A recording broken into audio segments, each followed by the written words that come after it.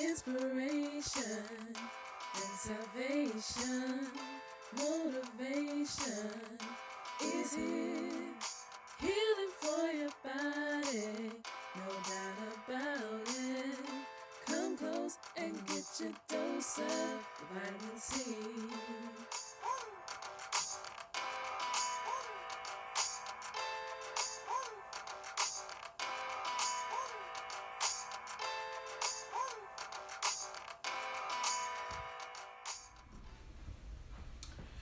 We've got something very interesting going on in our land today, not just in our state or region or nation, but in the entire world.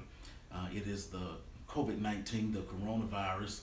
And there are two schools of thought, one being the conspiracy theorists, those that lean toward the idea that perhaps this virus is man made and has a man made cure, particularly in these election days. And then there are those that believe that perhaps this is sent straight from God, that it is from God, perhaps maybe permissible by God out of His permissible will. But one thing we do know for sure, regardless of the fact whether it be man made or God sent, we do know that people are now looking for the church. People are now looking to God. And so I just want to share something very briefly with you out of Habakkuk chapter 1 as I try to make a parallel between that and what we're facing in our world today. When you look at Habakkuk chapter 1, God has given Habakkuk an assignment. And here's the assignment. The assignment is to announce the impending judgment that God's getting ready to put on His people. He gives Habakkuk this assignment, and Habakkuk begins to characterize this assignment. He calls it a burden. Why does he call it a burden? He calls it a burden because not only does he know of God's people, he knows God's people. Not only does he like God's people, but he loves God's people with the love of God. And so he wants to always interject himself into the situation that he might always be on the up as far as it pertains to their well-being. He's always looking out for their well-being. And so that's his assignment. It has become a burden to him. There are three things that drives Habakkuk's burden. The first thing that drives his burden is time. You hear him calling out to God in verse number 2, Lord, how long must I cry out to you? And so time is a burden that drives this assignment. Secondly, the second thing that drives his assignment is God's hearing or the lack thereof. God, how long must I cry out to you and you not hear me?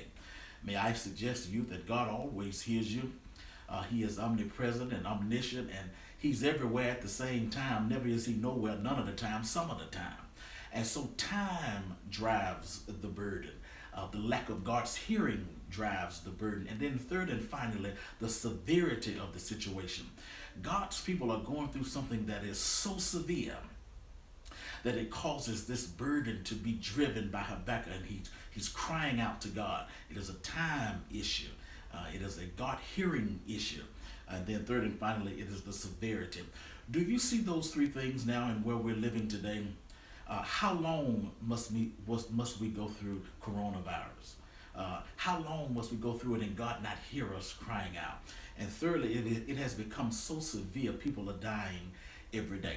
And so I've got some good news for you. And the good news can be found there in Ezekiel chapter 22, verse 30. Here's just a dose of good news.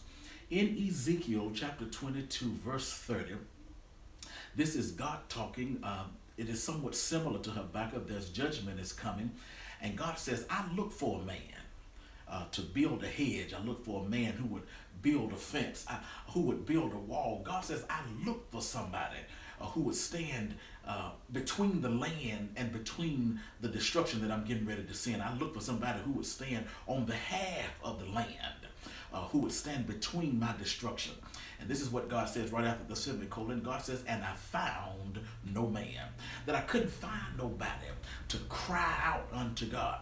And That's what that word means over in Habakkuk chapter 1, verse 1. When he says, I'm crying out to you, he's not boo-hooing before God. No, no, no. This is not tears and snot. This is crying out. This is a petition to God. This is putting a demand on heaven. How long must I demand or petition that you come in and do something for us? And I just want to share this with you right now as we have become isolated in our own homes. How many of you are crying out to God that he may step into our situation? Hey, you sir over there in your house, are you crying out to God?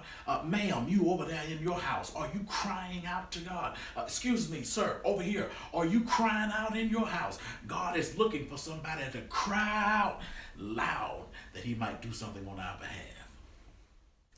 He's got the whole world in his hands. He's got the whole world in his hands. He's got the whole world in his hands. He's got the whole world in his hands. He's got all of his children in his hands. He's got all of his children in his hands. He's got all of his children in his hands. He's got the whole world in his hands. He's got the whole world in his hands. He's got the whole world in his hands. He's got the whole world in his hands. He's got the whole world in his hands.